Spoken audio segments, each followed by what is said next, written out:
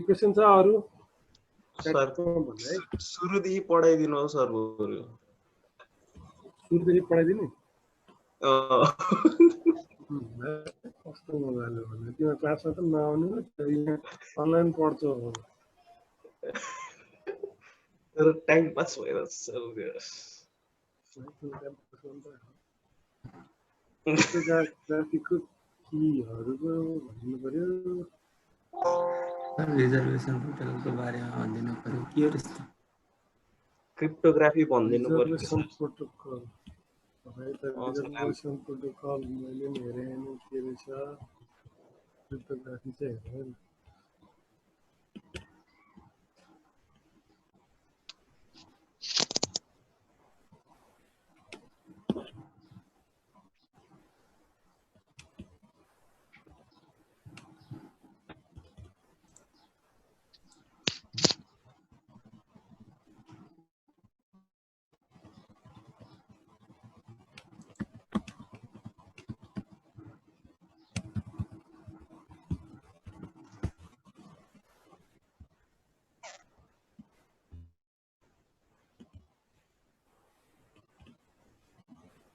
क्रिप्टोग्राफीको exactly कुन part केटा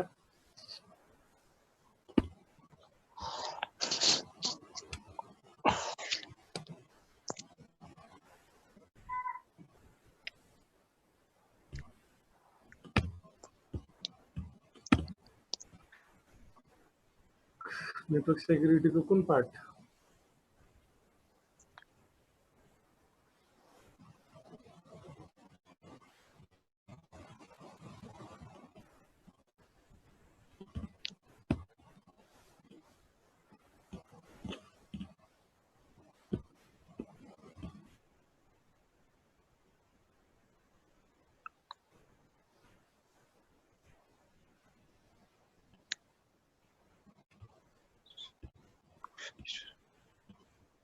digital signature, the key bucket, token bucket, symmetric key, public key. पहिला सुरु हामी त्योबाट जाउँ भने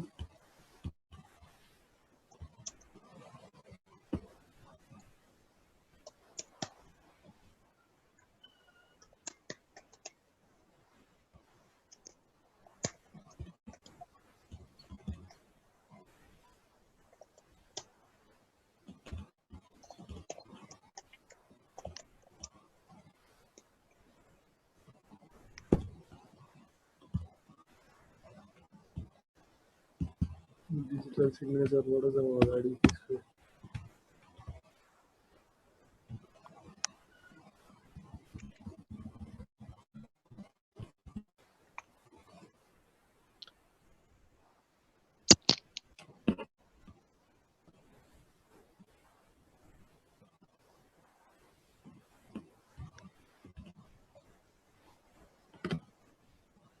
डिजिटल सिग्नेचरको म कोर कन्सेप्ट भन्छु है जस्तै यो एलिसले बबलाई मेसेज पठाउँदैछ है एलिसले बबलाई मेसेज पठाउँदाखेरि तीन चारवटा कुरा हुनु पर्यो एउटा मेसेज सिक्योर हिसाबले जानु पर्यो है सिक्योर हिसाबले जानु पर्यो अर्को कुरो भनेको मेसेज बीचमा ट्याम्पर हुन भएन कसैले देख्न भएन सिक्योर हिसाबले जाने भनेको के एउटा मेसेजको इन्टिग्रिटी भइरहनु पर्यो कसैले पनि ट्याम्पर गर्न सक्नु भएन नेक्स्ट कुरो भनेको मेसेज ट्याम्पर नभए त ठिकै छ अरूले मेसेज हेर्न पनि भएन नि सेक्युरिटी हिसाबले एलिस र बबको बीचमा कम्युनिकेसन हुँदैछ भने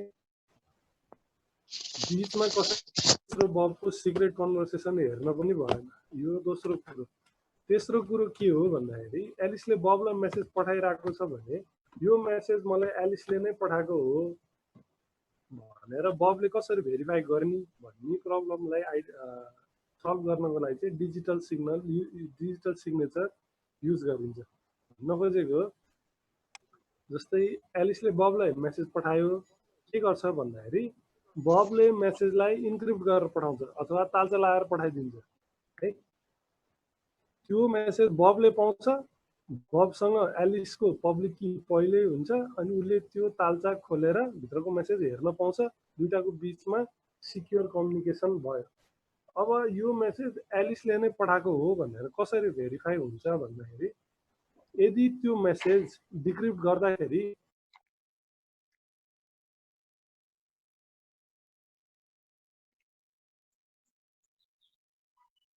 को साँचोले त खुल्दैन। एलिसले यदि मेसेज इन्क्रिप्ट गरेर पठाएको छ भने डिक्रिप्ट गर्नलाई पनि त एलिसकै की चाहियो।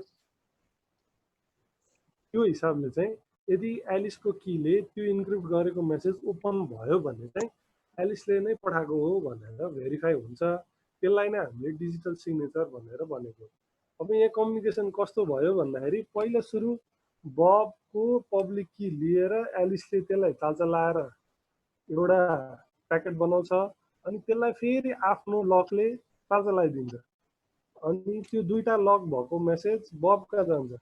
बबले के गर्छ पहिला सुरु एलिसको साँचोले त्यो तालचा खोल्छ। एलिसको साँचोले त्यो तालचा खुल्यो भने एलिसले पठाएको भन्ने भेरिफाई भयो। अनि आफ्नो साँचोले भित्रको अर्को तालचा खोल्छ। त्यो तालचा खोलिसके पछाडि चाहिँ त्यो मेसेज सिक्योरली आइपुग्यो भन्ने कुरो सिक्योर हुन्छ। यो एउटै मेसेजलाई दुईटा कीले इन्क्रिप्ट गर्ने प्रोसेसलाई नै हामीले डिजिटल सिग्नेचर भनेको है। यो मेसेज दुईचोटि साइन हुन्छ। बबले एलिसले पठाएको मेसेज दुईचोटि साइन हुन्छ। एकचोटि एलिसको आफ्नो कीले, अर्को बबको पब्लिक कीले। अनि मेसेज पाइसकेपछि बबले दुईटा साँचोले खोल्छ। एउटा एलिसको पब्लिक कीले, अर्को बबको पब्लिक कीले। यो भइसकेपछि के भेरिफाई हुन्छ भन्दाखेरि एलिसले मेसेज पठाएको भन्ने पनि भेरिफाई भयो अनि मेसेज सिक्योरली आइपुग्यो भन्ने पनि भेरिफाई भयो। कसैले के सोध्न खोजेको हो?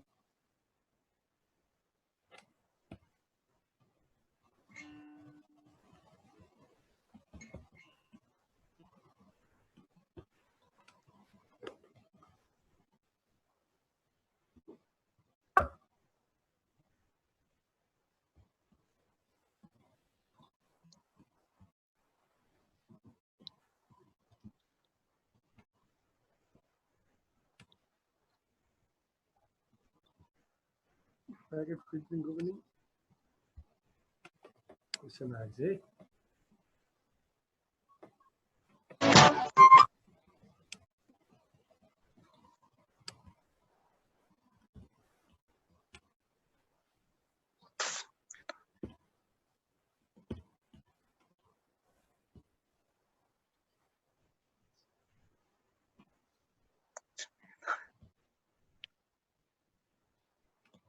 डिएससीपी को एक्जाम के भएको थियो र?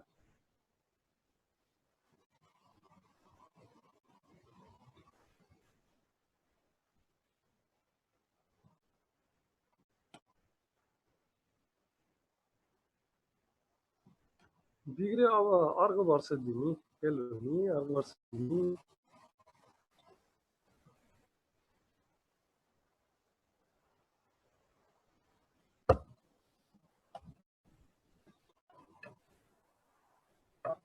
सबनेटिङको यो क्वेसन धेरैचोटि आयो है। सबनेटिङको क्वेसनमा +2 गर्ने कि नगर्ने नम्बर अफ रिक्वायर्ड आइपीलाई भनेर सोधेको छ है। अब के गर्ने होला?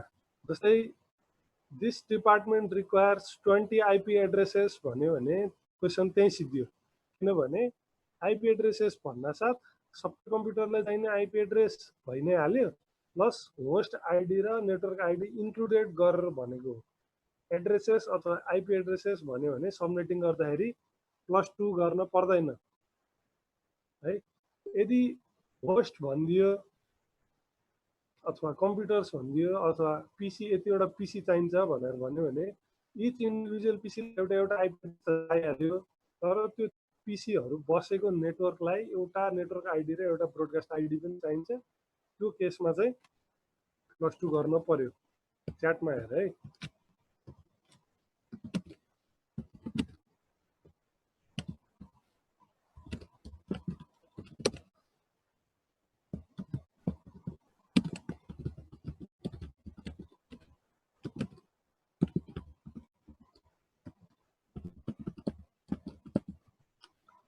आइपी एड्रेसेस अथवा एड्रेसेस भनेको क्वेसनमा +2 गर्न पर्यो।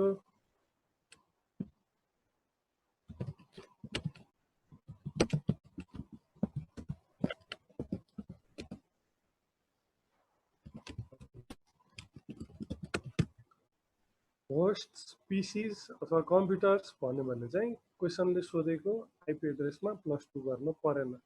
यो क्वेसनको एन्सर यो भयो। सबनेटिङ गर्दाखेरि +2 कहिले गर्ने कहिले नगर्ने, दुईटा आइपी एड्रेस एक्स्ट्रा कहिले जोड्ने नजोड्ने भन्ने क्वेसन चाहिँ यो चाहिँ क्वेसनले के भन्यो आइपी एड्रेसेस भन्यो कि होस्ट पीसी भन्यो। आइपी एड्रेसेस भन्यो भने नेटवर्क आइडी ब्रोडकास्ट आइडी दुइटै पर्यो, त्यही भएर +2 गर्न परेन है। होस्ट पीसी भन्यो भने चाहिँ मैले उल्टो लेखेछु है।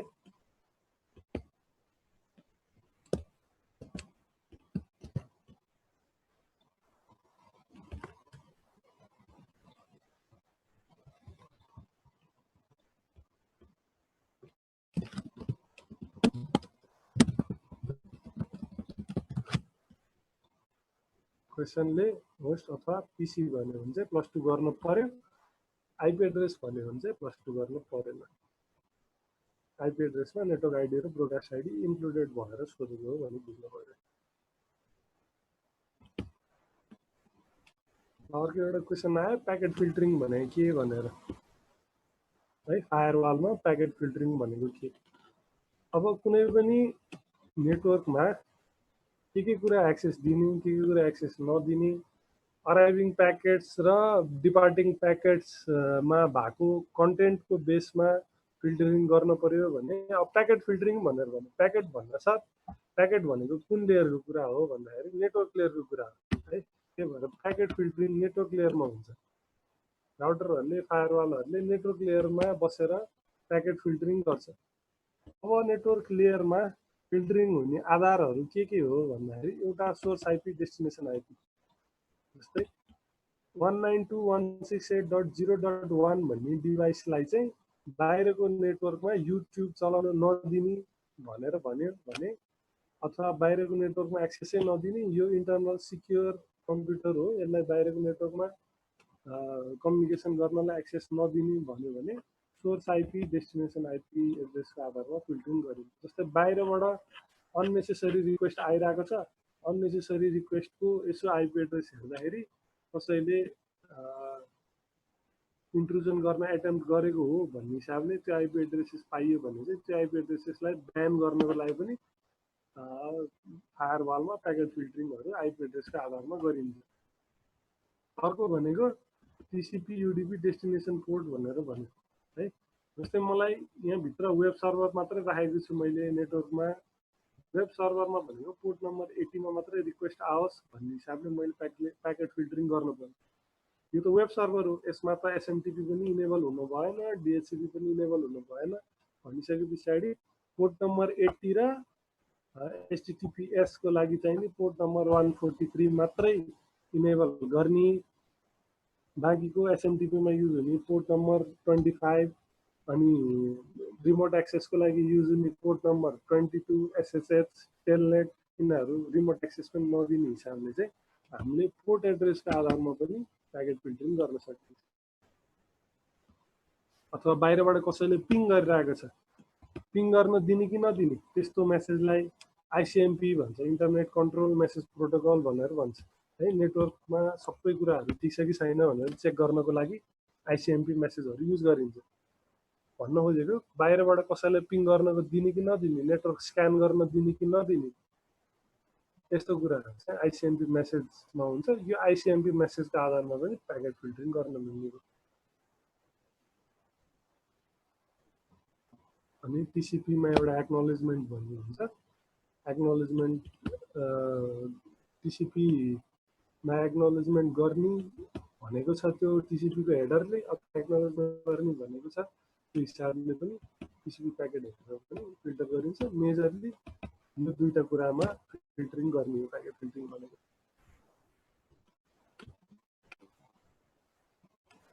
अर्को हुन्छ एप्लिकेसन प्याकेट फिल्टरिङ भनिन्छ है। यहाँ एक्जाम्पल दिएको छ, जस्तै डेस्टिनेसन पोर्ट 23 लाई ब्लक गर्दै भनेको छ, भन्न खोजेको रिमोट एक्सेस नदिए भन्न खोजेको।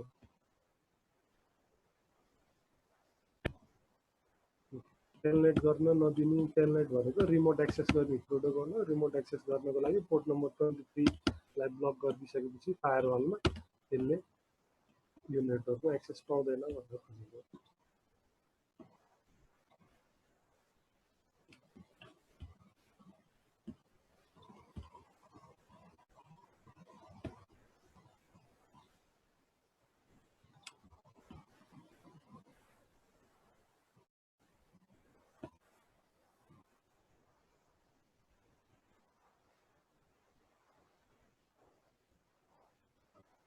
बल्ल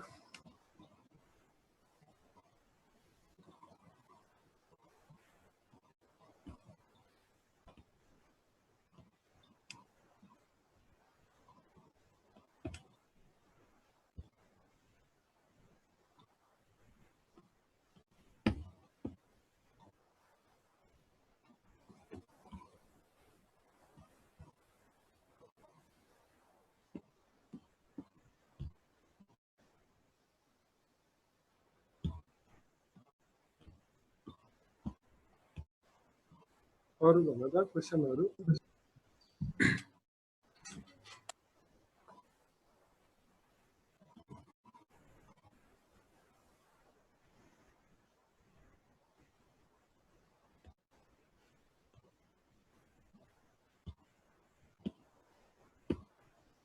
लिकी बकेट र टोकन बकेट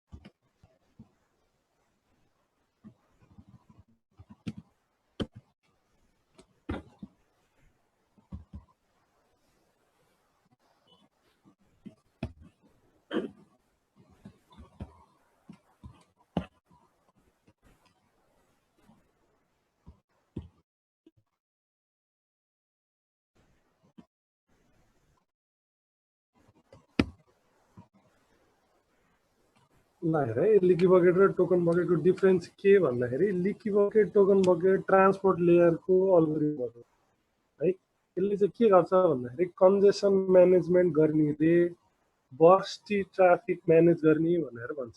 बस्टी ट्राफिक भन्नाले कुनै सोर्स अथवा कुनै डेस्टिनेसनबाट एकैचोटि धेरै डाटा आउने जाने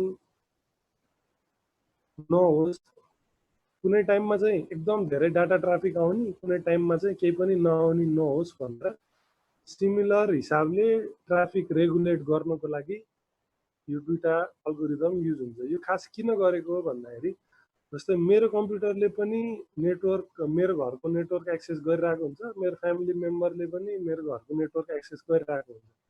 अब दुईटै क्लाइन्ट सर्भ गर्नु पर्यो एउटै नेटवर्कले है। अनि जस्तै मैले चाहिँ टोरेन्ट डाउनलोड गरिरहेको छु जुन चाहिँ बेला बेलामा बर्स्टी हुन्छ, एकैचोटि धेरै डेटा आउँछ, अनि कुनै बेलामा चाहिँ नेटवर्कमा सिडै भेट्दैन अनि डाटा ट्रान्सफर कम भइरहेको हुन्छ। त्यस्तो केसमा चाहिँ डेटालाई कसरी रेगुलेट गर्ने यो दुईटा एल्गोरिदम युज हुन्छ। अब हामीले के एज्युम गरेको छौँ भने पानीको धारा जस्तै हो जसको मुनि एउटा बाल्टिन राखेको छ है, अनि त्यसपछि बाल्टिनको मुनि चाहिँ सानो होल बनाएको छ, त्यो होलबाट चाहिँ एउटा कन्स्टेन्ट रेटमा पानी झर्छ भनेर भन्नु। अब यो धारामा जहिले पनि सानो पानी आए पनि यो बकेटबाट बाहिर निस्किने रेट त कन्स्टेन्ट हुन्छ, अनि यो बकेटको एउटा सर्टेन क्यापेसिटी हुन्छ। यो क्यापेसिटी नभरुन्जेलसम्म यसले जति पनि ट्राफिक ह्यान्डल गर्न सक्ने भयो। त्यस्तै अल्गोरिदममा के गराइन्छ भन्दाखेरि एउटा बफर बनाइन्छ। बफरले बकेटको जसरी नै काम गर्छ। त्यो बफरको आउटफ्लो रेट जहिले पनि कन्स्टेन्ट हुन्छ है। अनि होस्ट कम्प्युटरबाट रेगुलेटेड प्याकेट आए पनि अनरेगुलेटेड प्याकेट आए पनि एकैचोटि धेरै प्याकेट आए पनि सर्टेन टाइम इन्टरभलमा थोरै थोरै प्याकेट आए पनि यो बफरले होल्ड गरुन्जेलसम्म डाटा प्याकेटहरू होल्ड गर्न सक्छ है।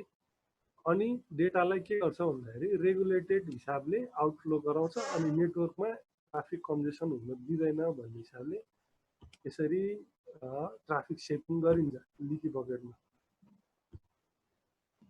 लिकी बकेटको दुई तीनटा डिसएडभान्टेज छ, त्यसलाई कभर गर्नको लागि फेरि अर्को एउटा टोकन बकेट भन्ने अल्गोरिदम युज गरिन्छ। टोकन बकेटमा चाहिँ के हुन्छ भन्दाखेरि अघि जसरी होस्ट कम्प्युटरबाट डेटा प्याकेटहरू एकैचोटि बफरमा हालिएको थियो, अब चाहिँ यो बफरमा डेटा प्याकेट हाल्ने होइन, यो बफरमा चाहिँ टोकन भनेको पास जस्तै हो। नेटवर्कमा छिर्नको लागि एउटा डेटा प्याकेटले एउटा पास लिनुपर्छ। लकडाउनमा बाहिर निस्किनको लागि एउटा व्यक्तिले एउटा पास लिए जस्तै नेटवर्कमा छिर्न पर्यो भने एउटा डेटा प्याकेटले एउटा टोकन लिनुपर्छ।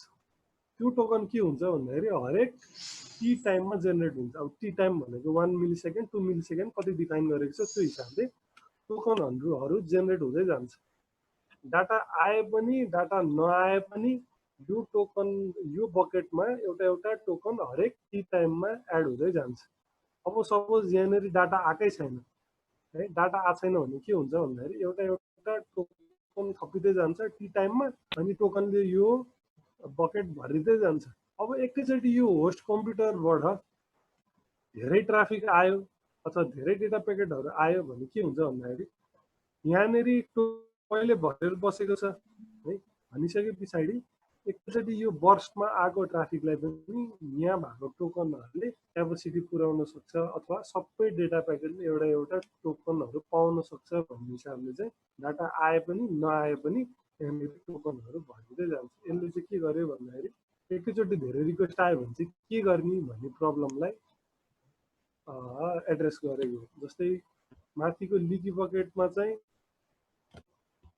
एकैचोटि धेरै डेटा प्याकेटहरू आयो भने के हुन्छ भन्दाखेरि यिनीहरूले बाहिरको नेटवर्कमा जान पाउँदैन। तर यो चाहिँ के भइरहेछ भन्दाखेरि आइडियल टाइम पनि युटिलाइज गरेको हो। आइडियल टाइम कसरी युटिलाइज भयो भन्दाखेरि डाटा प्याकेट आइरहेको छैन, त्यही पनि टोकनहरू भरिरहेको छ। पछि के गरे एकैचोटि डाटा प्याकेटहरू एकैचोटि आयो भने अगाडि युटिलाइज नभएको टाइममा पनि जेनेरेट भइरहेको टोकनले चाहिँ पछिको ट्राफिकलाई टोकनहरू मेन्टेन गरेर राख्न सक्ने क्यापेसिटी हुन्छ। अब क्वेसन आयो लिकी बकेट र टोकन बकेटमा बकेट भरियो भने के हुन्छ भन्ने कुरा भयो। भरियो भने लिकी बकेटमा के हुन्छ, यहाँ जस्तै पानी भरियो भने के हुन्छ, यो आउटफ्लो त्यति फास्ट छैन अनि माथिबाट इनफ्लो धेरै आयो भने के हुन्छ भन्दाखेरि ओभरफ्लो हुन्छ, भनेपछि डाटा प्याकेटहरू ड्रप हुन्छ है लिकी बकेटमा। टोकन बकेटमा चाहिँ के हुन्छ भन्दाखेरि डाटा प्याकेटहरू सकेसम्म ड्रप नहोस् भन्ने हिसाबले टोकन भरिँदै जाने हो, डाटा भरिने होइन। भनिसकेपछि टोकन भरिसकेपछि नयाँ टोकन जेनेरेट हुनै स्टप हुन्छ। एकैचोटि धेरै डाटा आयो भने के हुन्छ भन्दाखेरि उसले टोकनहरू पाइ नै हाल्छ अनि नेटवर्कमा एक्सेस पाउँछ उसले है। अब यहाँनिर टोकनहरू सिद्धियो अथवा टी टाइम इन्टरभलमा टोकनहरू सबै सिद्धियो अनि धेरै डाटा प्याकेट आयो भने यसमा बल्ल डाटाहरू डिस्कार्ड गर्न सुरु गर्ने। त्यही भएर टोकन बकेटलाई सकेसम्म डेटा चाहिँ डिस्कार्ड नगरौँ भन्ने हिसाबले टोकनहरू सेभ गरेर राख्छ। लिकी बकेटमा चाहिँ यदि बकेट भरियो अथवा बफर भरियो भने चाहिँ डाटाहरू नै डिस्कार्ड हुन्छ। त्यही भएर डिफरेन्समा भनेको छ लिकी बकेटले चाहिँ प्याकेट नै डिस्कार्ड गरिदिन्छ, टोकन बकेटले चाहिँ सकेसम्म प्याकेट चाहिँ डिस्कार्ड नगर्ने है।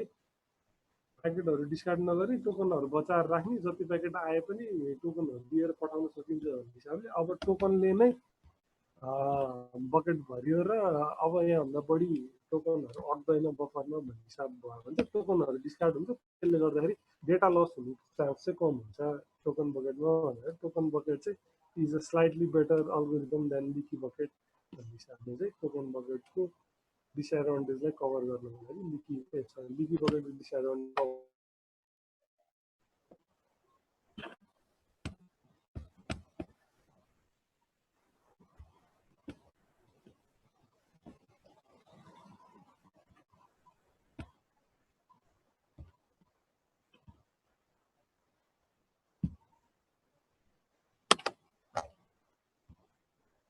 बोला अरू क्वेसन।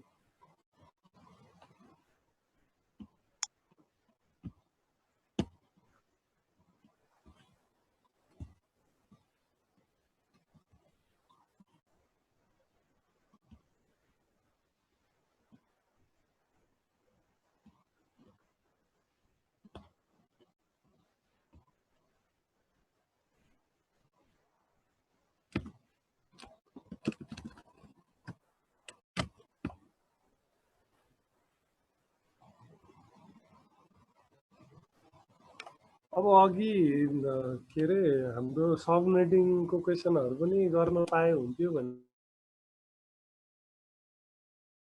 त्यो चाहिँ यहाँ सम्भव नहोला, के गर भन्दाखेरि सबनेटिङ क्वेसनहरु प्र्याक्टिस गर अनि सोलुसन मलाई मेसेज गर्दा हुन्छ फोटो खिचेर मेसेज पठाऊ अनि म हेर्छु अनि ठिक छ कि छैन वा कहाँनिर करेक्सन छ त्यो चाहिँ त्यसरी गरौँला यहाँनिर अब लेख्नु माध्यम भएन त्यो हिसाबले चाहिँ सबनेटिङको क्वेसन चाहिँ अब प्र्याक्टिसले धेरै प्र्याक्टिस गरिसक्यो पहिला पनि हामीले हाम्रो बिर्सिसक्यो होला तिमीहरूले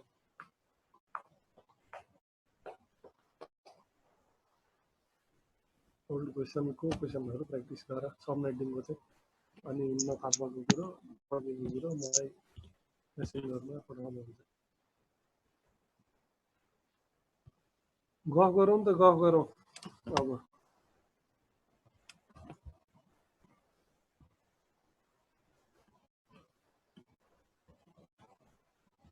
को काका छौ के छ माहौल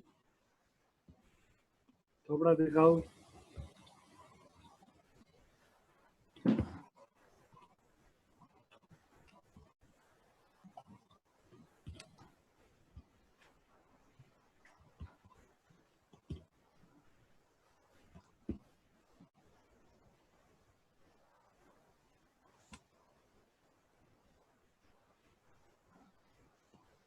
मेरो आँखा चाहिँ कमजोर भयो होइन आँखा कमजोर हुन्छ भनेर ब्लू लाइट फिल्टर हो यो चाहिँ ब्लू लाइट फिल्टर वाला हो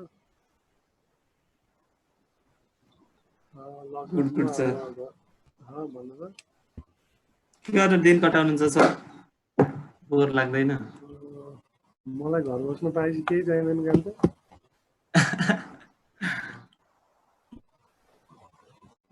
मलाई दसैँ आएको होइन सर तपाईको युट्युब नि अलि प्रमोट हान्न पर्यो त सबैको सब्स्क्राइबर्स बढ्छ त यो हाम्रो ग्रुप छ कि एउटा हेर्नुस् तपाईँहरूले कुरा गर्ने अनि त्यो ग्रुपमा केटाहरूले कसरी गर्ने भनेर सोध्दै थियो तिनीहरूको लागि बनाएको छ चाहिँ डेटा ब्रिचहरू बढ्यो रे बन्दको बेलामा ठिकै हो सबै ह्याकरहरू घरै बसेका नि काम पाएनन् अनि के गर्नु त बिचरा कम्प्युटर साइन्टिस्टहरू घर बस्ने अनि जुम लिक गर्ने तर नेपालको प्रायः जसो आइएसपीहरू सिक्योर नभएकै हो किन भन्दाखेरि मैले पनि पहिला आइएसपीमा काम गर्दाखेरि हामी अब आइटी प्रोफेसनलहरू जसले चाहिँ त्यहाँ सर्भरहरू हेर्थ्यौँ हामीलाई नै सेक्युरिटीको बारेमा त्यति आइडिया थिएन किन भन्दाखेरि नेटवर्क सेक्युरिटी भनेको एउटा स्पेसलाइज सब्जेक्ट हो होइन नेटवर्क पेनिट्रेसन टेस्टिङ गरेर नेटवर्क टेस्टिङ गरेर अनि नेटवर्कमा भएका लुप होलहरू बन्द गर्ने भन्ने कुरो अब हाम्रो त्यस्तो डोमेनमा पर्दैन थियो प्रायोरिटीमा पनि पर्दैन थियो विदेशमा के हुन्छ भन्दाखेरि व्हाइट ह्याट ह्याकरहरूलाई नै इन्भाइट गरेर ल हाम्रो नेटवर्कमा भएका फ्लोहरू पत्ता लगाऊ हामी रिवार्ड दिन्छौँ भन्ने हिसाबले त्यसरी डेलिबरेटली नेटवर्क पेनिट्रेसन टेस्टिङ गराएर अनि लुपहोलहरू खोजेर प्याचअप गर्ने चलन हो तर नेपालमा अब न सेक्युरिटीमा धेरै खर्च गर्छन् आइटी कम्पनीहरूले आइएसपीहरूले पनि अब मेजरली आइएसपीको मेजर खर्च मार्केटिङमा हुन्छ सिस्टममा भन्दा पनि हाम्रो इन्डियाबाट डेटा किन्न पनि त्यति पैसा खर्च हुँदैन जस्तै तिमीहरूलाई इन्टरनेट जुन दिइरहेको छ नि त्यो इन्टरनेटको कस्ट एकदमै कम पर्छ आइएसपीलाई अहिले हामीलाई जति पैसा लिइरहेको छ नि त्यो पैसा लिनु एक हुन त अब धेरै अप्सन छैन हामीसँग के अरे वर्ल्ड लिङ्कको अग्रवालजी र भायोनेटको विनय बोहराजी अब जिग्री दोस्त प्राइसमा कम्पिटिसन गर्दैनन् उनीहरूले के गर्छन् भन्दाखेरि हामी दुइटैले उस्तै खाले प्राइस लिउँ भनेर उनीहरूले एउटा कन्सोर्टियम नै बनाएको छ सुबिसु वर्ल्ड लिङ्क मिलेर अब महिनाको 1500 को प्याकेज बेच्ने हो भने महिनाको 1500 भन्दा कसैले पनि तल नजाने भनेर सिन्डिकेट टाइप छ होइन तिमीहरूले डेडिकेटेड नेटवर्क भनेर जुन दिन्छ त्यो डेडिकेटेड होइन सबै सेयर्ड नेटवर्क हो है 8:1 4:1 को रेसियोमा नेटवर्क सेयर गरिन्छ अब एकदम कस्ट कम छ त्यसको लागि अनि मार्केटिङमा प्रायः जसो खर्च गर्छ नेटवर्क सिस्टम अपग्रेडमा चाहिँ खासै खर्च गरेको देखिँदैन आइएसपीहरूले। त्यो कारणले पनि डेटा ब्रिच भयो। मलाई जहाँसम्म लाग्छ नेपालको प्रायः गभर्मेन्ट साइटहरू कुनै पनि सिक्योर छैन जस्तो लाग्छ।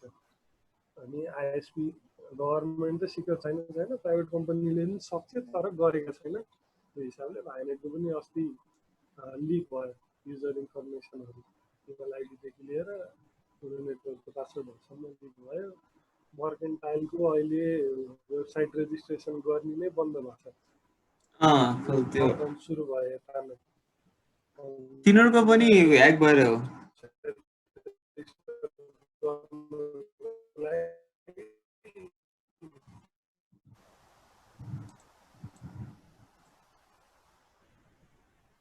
ह्याक भएर नोटिसै लेखेको छ मलाई मेन सर्भरमा अहिले धेरै रिक्वेस्टहरू आइरहेको भनिसक्यो उनीहरूले बन्द गरे। एउटाले हालेको थियो कि सर तिनीहरूको डेटा यसरी युज भयो भन्दै। नेपालबाटै पनि भएको छ। नेपालकै पनि यो भाइनेटको ह्याक गर्ने ग्रुप त नेपालकै हो होइन। उनीहरूले चाहिँ ह्याक गरेर त्यो भाइनेटलाई 3-4 चोटि भन्दाखेरि पनि प्याच गर भन्दाखेरि पनि नमानेको हुनाहरूले चाहिँ उनीहरूले लिक गरिदिएको हो भनेर उनीहरूले भनेको थिए। मर्चेन्टाइल वालाको त विदेश बस्दै रहेछ सर।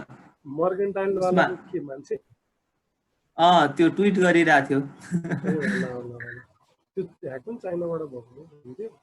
चेतन भ्लग भनेर चाहिँ को हो? ए त्यो युट्युबर हो सर। त्यसको 500 सब्सक्राइबर थियो, उसै ह्याक भयो युट्युब च्यानल। ए बिचरा।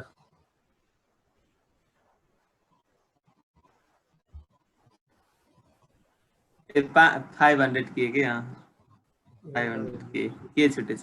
धेरै रहेछ त। 500K भनिसकेपछि कम्तीमा पनि 50-60 हजार त कमाउँथ्यो होला युट्युबबाट। कमाउँथ्यो होला।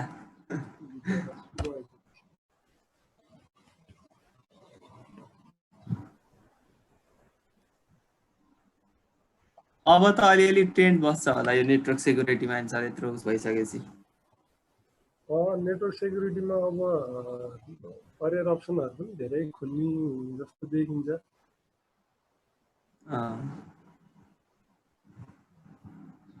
हुन त अब हामीले लाइटली लिएका छौँ, खानुपर्ने ह्याकर होला जस्तो छ नेटवर्क सेक्युरिटी हो।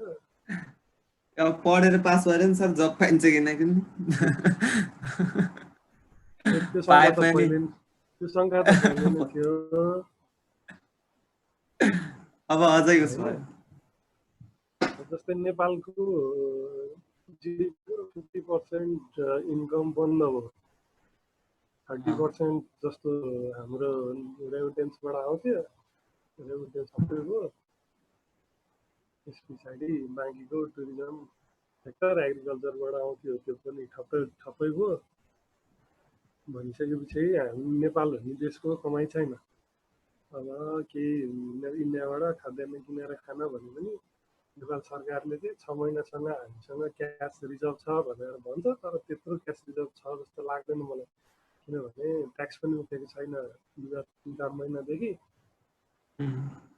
नेपाल राष्ट्र ब्याङ्कको ब्यालेन्स सिट हेर्ने हो भने पनि त्यति धेरै डलर रिजर्भ छैन हामीसँग। भएछ भने पनि अब इन्डियामा अब असार साउन लाग्न लाग्यो होइन। जेठ वैशाखको जेठ लागेपछि असार लागेपछि त पानी पर्न सुरु हुन्छ, रोपाइँ गर्नु पर्यो। लकडाउनमै कन्टिन्यू हुने हो भने खाद्यान्न सङ्कट पनि आउँछ। इन्डियाले पनि नेपालमा नपठाउला खाद्यान्न, किनभने उनीहरूलाई नपुग्ने बेलामा अब नेपालमा पठाउने हो नि। अब इन्डियामा त सर अझ बढ्ने चान्स देखिरहेको त। अब बाँचिन्छ मरिन्छ भन्ने हिसाबले निस्किनु पर्ने अवस्था आइसक्यो। हिजो मात्र तिनीहरूको कति करोडको त सर रक्सी बेचेछन् 45 करोडको।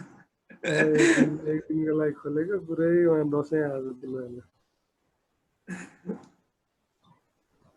रमाइलो छ इन्डियामा। नेपालमा साइबर क्राइमको लहरू त्यति कडा छैन नानी। नेपालको हाइएस्ट पेनाल्टी भनेको नै 1 लाख छ जस्तो लाग्छ मलाई। नेपालको साइबर लको हाइएस्ट पेनाल्टी साइबर क्राइम गरे बापत है। त्यही भएर त्यति साइबर क्राइम डिस्करेज गर्ने खाले ल हामीसँग छैन। त्यो हिसाबले डेटा ह्याक गर्यो अथवा साइबर क्रिमिनल एक पक्राउ पर्नै गाह्रो छ। कभर गर्न धेरै सजिलो छ अलि एक्सपिरियन्स मान्छे हुने हो भने हैन नेपाल ह्याकै गरेर त खासै फसिँदैन होला सर, बरु यस्तो स्ट्याटसहरू लेखेर चाहिँ अलि धेरै जेल गइन्छ। त्यो भएर चाहिँ जेल हाल्ने खाम है। ह्याक गरेको त छुपा हैन। होइन त्यो cyber crime means talking against government ल यहाँ फ्रिडम अफ स्पिचमै खोसिएला जस्तो भयो यो फ्यासिस्ट गभर्मेन्ट भनेर भन्छ क्या, यो कम्युनिजमको चरम सीमा हो यो भनेको चाहिँ। नर्थ कोरिया हुने बाटोमा अग्रसर भएको पहिला यसरी नै सुरु हुन्छ, फ्रिडम अफ स्पिच खोसिन्छ, के सरकारहरू बोल्न पाइँदैन, कुनै एउटा पर्टिकुलर व्यक्तिको बारेमा बोल्न पाइँदैन, फ्रिडम अफ स्पिच खोसिन्छ, फन्डामेन्टल राइटहरू खोसिन्छ। आयो टिकटक किङ आयो सर त्यहाँ। सर त फाल्टु टिकटक किङ हो। हुन्छ।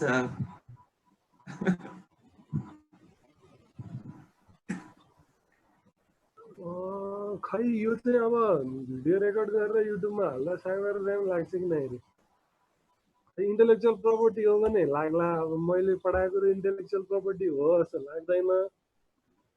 मैले आविष्कार गरेको कुरो पनि होइन, मैले आफ्नो रिसर्च गरेको कुरो पनि होइन, इन्टेलेक्चुअल प्रपर्टी होइन, मैले बोलेको कुरो साइबर क्राइमको भित्र पर्दैन जस्तो लाग्छ मलाई चाहिँ।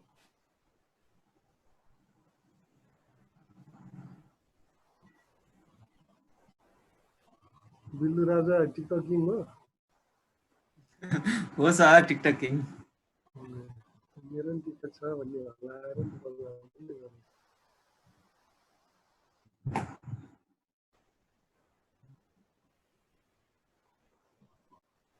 ल भनेपछि सेसन अहिले यति गर, त्यो अरू के को भयो?